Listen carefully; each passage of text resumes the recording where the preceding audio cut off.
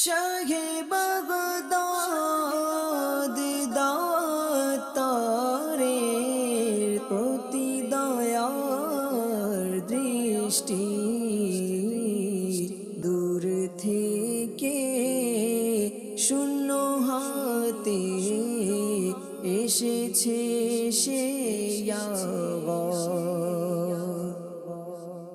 আলহামদুলিল্লাহি রাব্বিল আলামিন ওয়াসসালাতু ওয়াসসালামু আলা সাইয়্যিদিল মুরসালিন আম্মা বা'দ ফাআউযু বিল্লাহি মিনাশ শাইতানির রাজীম বিসমিল্লাহির রাহমানির রহিম আসসালাতু ওয়াসসালামু আলাইকা ইয়া রাসূলাল্লাহ ওয়া আলা আলিকা ওয়া আসহাবিকা ইয়া হাবিবাল্লাহ আসসালাতু ওয়াসসালামু আলাইকা ইয়া নাবিয়াল্লাহ ওয়া আলা আলিকা ওয়া আসহাবিকা ইয়া নূরাল্লাহ। প্রিয় প্রিয় মাদানী চ্যানেলের দর্শকবৃন্দ, আমরা প্রথমেই বয়ান শ্রবণ করার পূর্বে ভালো ভালো নিয়ত করে নেই, কেননা হাদিস শরীফে এসেছে নিয়াতুল মুমিন খায়রুম মিন আমালিহি, মুমিনের নিয়ত তার আমলের চেয়ে উত্তম। আল্লাহ তাআলার সন্তুষ্টি অর্জনের জন্য এবং রাসূল সাল্লাল্লাহু আলাইহি ওয়াসাল্লামের সন্তুষ্টি অর্জনের জন্য বয়ানের শুরু থেকে শেষ পর্যন্ত অনুষ্ঠানটি দেখব ইনশাআল্লাহ আজ্জা ওয়া জাল।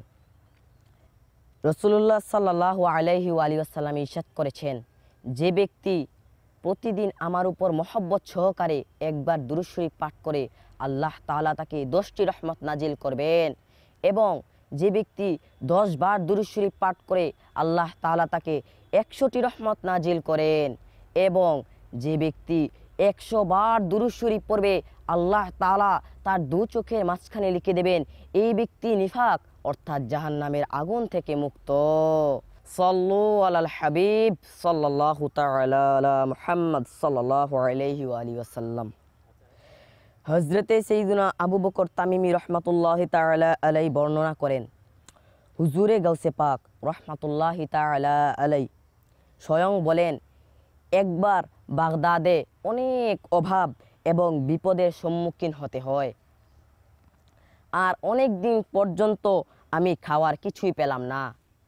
একদিন আমি ক্ষুধার তাড়নায় দজলা নদীর দিকে গেলাম, যেন সেখানে কোনো শাক বা সবজি বা পাতা খেতে পারি, কিন্তু যেখানেই যাই সেখানে আমার পূর্বে কোনো না কোনো ফকির বিদ্যমান থাকে, এবং যদি কোনো কিছু পেত তবে তার উপর হুমরি দিয়ে পড়ত। আমি তাদের মাঝে বাধা হওয়া পছন্দ করলাম না, এবং সেই অবস্থায় শহরে ফিরে এলাম যে সেখানে কিছু খেতে পারবো, কিন্তু সেখানেও কিছু পেলাম না। অবশেষে আমি ক্ষুধায় কাহিল হয়ে মসজিদের এক কোণায় গিয়ে বসে গেলাম। কিছুক্ষণ পর এক অনারবি যুবক রুটি আর ভুনা মাংস নিয়ে মসজিদে প্রবেশ করলো এবং খেতে লাগলো।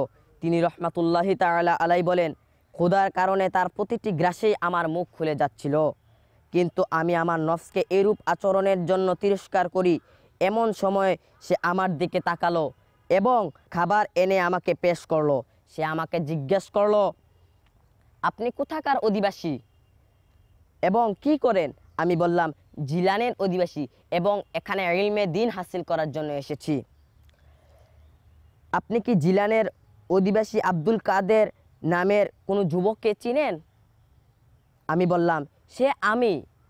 একথা শুনে সে বেকুল হয়ে গেল এবং আমার নিকট ক্ষমা চেয়ে বলতে লাগলো, আপনার সম্মানিত আম্মাজান আমার নিকট আপনার জন্য 8টি দিনার পাঠিয়েছেন। আমি যখন বাগদাদে আসি আমার নিকট আমার নিজস্ব খরচাদি ছিল, কিন্তু আপনাকে খুঁজতে খুঁজতে এতদিন অতিবাহিত হয়ে গেল যে আমার নিকট থাকা আমার নিজস্ব খরচাদি শেষ হয়ে গেল। আমি উপবাস অবস্থায় আজ 3য় দিন বাধ্য হয়ে আপনার আমানত থেকে একবেলা খাওয়ার জন্য রুটি ও মাংস এনেছি। এবার আপনি সানন্দে এই খাবার খেতে পারেন, কেননা এসব কিছু আসলে আপনারই। এখন আপনি আমার নন, বরং আমি আপনার মেহমান। তিনি রহমাতুল্লাহি তাআলা আলাইহি বলেন, আমি তাকে সান্ত্বনা দিলাম এবং এই বিষয়ে আমার সন্তুষ্টি প্রকাশ করলাম। যখন আমার খাবার খেয়ে নিলাম তখন আমি বাকি খাবার এবং কিছু টাকা দিয়ে বিদায় দিলাম। প্রিয় প্রিয় মাদানী চ্যানেলের দর্শক বৃন্দরা, সুবহানাল্লাহ আজ্জা ওয়া জাল, আপনারা শুনলেন তো কুতুবে রব্বানি, গাউসে সমদানি, কিদ্দিলে নুরানি, শাহবাজে লা মাকামি হজরত সৈয়দনা শেখ আব্দুল কাদের জিলানী রহমতুল্লাহি তাআলা আলাই ইলমে দিন অর্জনের জন্য কিরূপ দুঃখ ও কষ্ট এবং উপবাস সহ্য করেছেন। আর এমন অবস্থায়ও তিনি রহমতুল্লাহি তাআলা আলাই তাকওয়া ও পরহেজগার, ধৈর্য ও নিজের বস্তু অপরকে দেওয়ার চেতনাকে ছাড়েননি। বরং যদি কোথাও হতে কোনো খাবার মিলে যেত তবে সহানুভূতির চেতনা এবং মঙ্গল কামনার প্রেরণায় অন্যকে তার ইচ্ছার দিয়ে করে দিতেন এবং নিজের ধৈর্য ধারণ করতেন। ইলমে দিন অর্জনের জন্য হুজুরে গাউসে পাক রহমতুল্লাহি তাআলা আলাই কিরূপ দুঃখ কষ্ট সম্মুখীন হয়েছেন তার অনুমান এই বিষয়টি থেকে গ্রহণ করুন যে শেখ আব্দুল্লাহ নাজ্জার রহমতুল্লাহি তাআলা আলাই আমাকে হুজুরে গাউসে পাক রহমতুল্লাহি তাআলা আলাই স্বয়ং বলেন যে আমার উপর এমনও বিপদ এসেছে, যদি সেই মুসিবত পাহাড়ের উপর অবতীর্ণ হতো তবে পাহাড় ভেঙ্গে চূর্ণ বিচূর্ণ হয়ে যেত। যখন সেই অত্যাধিক মুসিবত আমার সহ্য ক্ষমতার বাইরে হয়ে যেত তখন আমি জমিনে শুয়ে যেতাম। হজরতে সৈয়দুনা শায়খ আব্দুল কাদের জিলানী রহমাতুল্লাহি তাআলা আলাই এর ইলমে দিনের অর্জনের জন্য বড়ই অনীরব ছিলেন। তিনি রহমাতুল্লাহি তাআলা আলাই বলেন, আমি আমার ছাত্র জীবনে উস্তাদের নিকট থেকে সবক নিয়ে জঙ্গলের দিকে চলে যেতাম।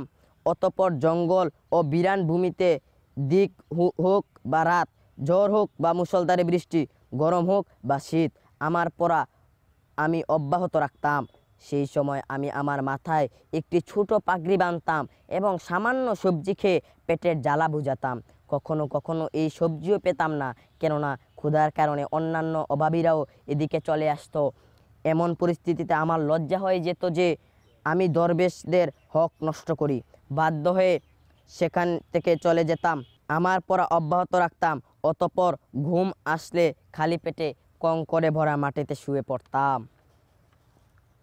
প্রিয় প্রিয় মাদানী চ্যানেলের দর্শক বৃন্দরা, একটু ভাবুন তো যে এতই দুঃখ ও কষ্ট সহ্য করে তিনি রহমাতুল্লাহি তাআলা আলাই ইলমে দিন অর্জন করেছেন। এরপরও কখনো তিনি রহমাতুল্লাহি তাআলা আলাই এর মুখ থেকে কোনো প্রকার অভিযোগ ও আপত্তির শব্দ বের হয়নি।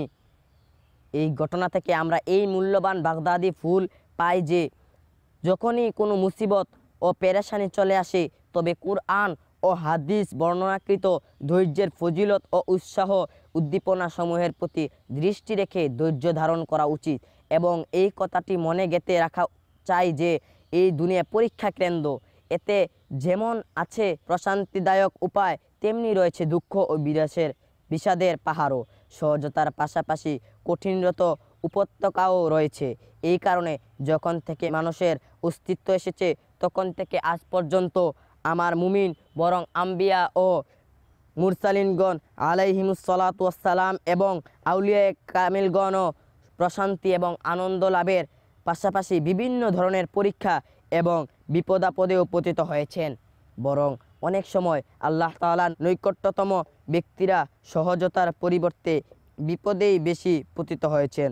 কিন্তু সেই পবিত্র ব্যক্তিগণ মুখে অভিযোগের শব্দ বের করার পরিবর্তে সর্বদা স্রোতপুত্রভাবে দুঃখ কষ্ট সহ্য করেছেন, বরং নিজের মুরিদ, ভালোবাসা পোষণকারী এবং সম্পর্কযুক্তদেরও মাদানী প্রশিক্ষণ দিয়েছেন। সুতরাং আমরাও সেই বুজুর্গ ব্যক্তিদের দেখানো পথে চলে আল্লাহ তাআলার পক্ষ থেকে অর্জিত নেয়ামতের প্রতি কৃতজ্ঞতা এবং মুসিবতের ধৈর্য ধারণ করা উচিত। কুরআনে কারিমের বিভিন্ন জায়গায় ধৈর্যের ফজিলত বর্ণনা করা হয়েছে। আসুন ধৈর্য ধারণের অভ্যাস গড়ার লক্ষ্যে দুটি আল্লাহ তাআলার ফরমান এবং দুটি গাউসে পাকের নানাজান সাল্লাল্লাহু আলাইহি ওয়াসাল্লামের বাণী শ্রবণ করি। কানজুল ঈমান থেকে অনুবাদ, তাদেরকে তাদের প্রতিদান দুবার দেওয়া হবে বিনিময়ে তাদের ধৈর্যের। কানজুল ঈমান থেকে অনুবাদ, এবং নিশ্চয়ই আমি ধৈর্য ধারণকারীদেরকে তাদের ওই পুরস্কার দেব যা তাদের সর্বাধিক উত্তম কাজের উপযোগী হবে। নবীদের সুলতান রহমতে আলামিয়ান সাল্লাল্লাহু আলাইহি ওয়াসাল্লাম এর মহামর্যাদার ইরশাদ হচ্ছে, যে কোনো মুসলমানের কোনো কাটা বিঁধল বা এর থেকেও সামান্যতম কোনো বিপদ আসুক তবে তার জন্য একটি মর্যাদা লিখে দেয়া হয় এবং তার একটি গুনাহ মুছে দেয়া হয়। নবী করিম রউফুর রহিম সাল্লাল্লাহু আলাইহি ওয়াসাল্লাম ইরশাদ করেন, আল্লাহ তাআলা যার সাথে মঙ্গলের ইচ্ছা করেন তখন তাকে মুসিবত লিপ্ত করে দেন। প্রিয় প্রিয় মাদানী চ্যানেলের দর্শকবৃন্দ, দুঃখ এবং কষ্টে অভিযোগ আপত্তি করা এবং সর্বদা মানুষের সামনে নিজের পেরেশানির কথা বলার চেয়ে এই পরীক্ষা এবং কষ্টের মোকাবেলা করে ধৈর্য ও বিনয় সহকারে কাজ করা উচিত।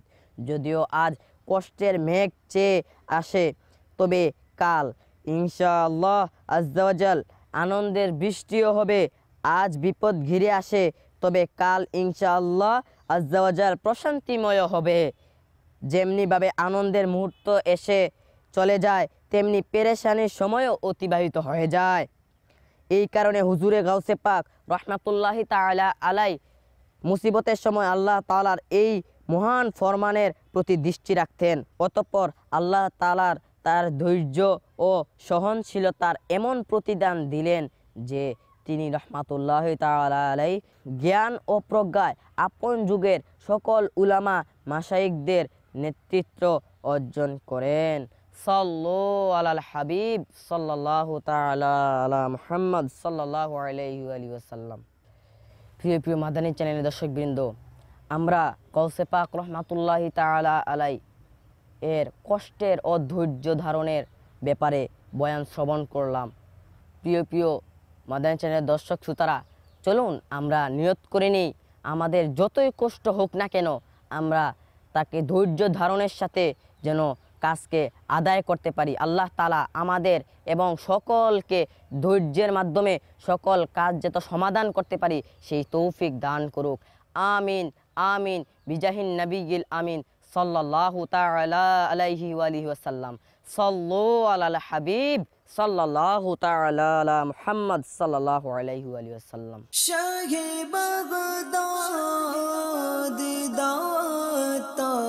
দাতারের প্রতি দয়ার দৃষ্টি, দূর থেকে শূন্য হাতে এসেছে সে ইয়া